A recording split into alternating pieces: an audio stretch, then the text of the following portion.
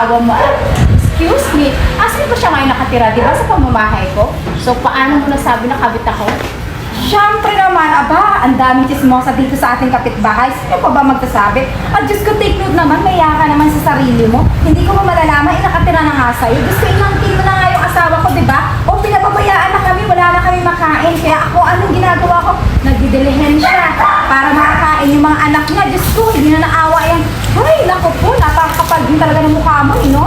Feeling ka, entitled, feeling mo, ikaw yung asawa, kabit ka lang naman. Oh, by the way, tingnan nga natin, Diyos ko po naman. Dip-dip pa lang, tayo na libog sa libog ng asawa mo, ikaw. Tingnan mo nga yung bede mo, Diyos ko. Lusyang na lusyang, laspag na laspag, hindi ka pa nag-aayos sa sarili mo. Ay, nako, hindi ako magtatakot ba, iniwan ka ng asawa mo at asawa ko na ngayon. Ay, ang kapal din ng mukha, no? Hindi ka naiya o sige, taas yung dip-dip mo kasi kung hindi ka tataas ng dip-dip, alam mo ba, isawsawan ka lang din naman ng bayan, kaya ka nga nagustuhan ng asawa ko dahil sa, ano mo na yan, hindi ka talaga nahiya, no? Siguro sari-sari na lalaki na nakasawsaw dyan sa ano mo, hindi ka nahiya, proud ka ba maging kabit? Ay, ang kapal din ng mukha mo, no? Nangaagaw ng asawa. Sabihin na natin, nangaagaw ako ng asawa. Ano ang gagawa kung nasasarapan siya sa akin? Ay pagpatong pa rin sa kama, uumo na agad ang asawa mo. Kasi nga, mabango ako eh. Kumpara sa'yo, Diyos ko mukha kang suka.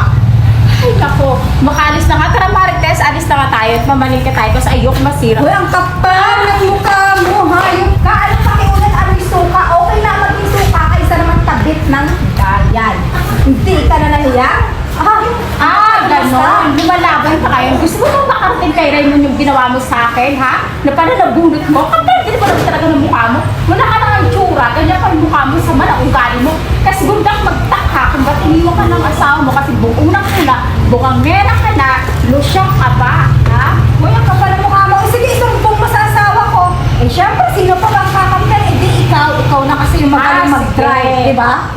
Sige, tingnan natin makakarating to kay Raymond. Dating na mo mamaya, susugod sa bahay nyo at lahat ng gamit niya, kukunin mo na sa'yo.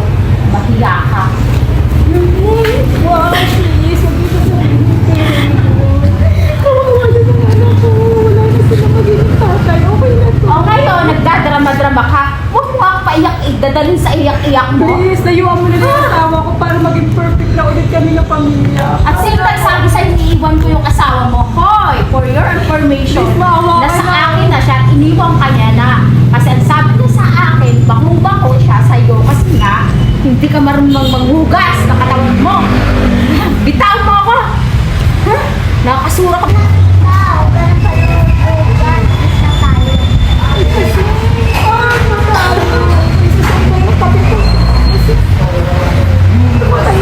Hoy, ikaw na bata ka, tumatahimik-tahimik ka.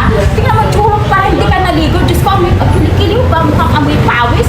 Diyos ko, lahat yata kayo napunuan ng amoy pawis sa bahay mo. Kaya siguro hindi ako magtaka kung ba't kayo sa inyo ng tatay mo. Makaalis na nga. May araw ka rin. Darating ang panahon, may araw ka din. Tara na, alis na tayo. Parang masabi may araw ako. Ay, nakawala ng araw, gabi na tingnan mo. Mamaya, pagluluto ko yung asawa mo ng sinigang kasi sarap na sarap yung sinigang ko. At pagkatapos niyan, alam mo na, uungulan na siya sa sarap. Goodbye.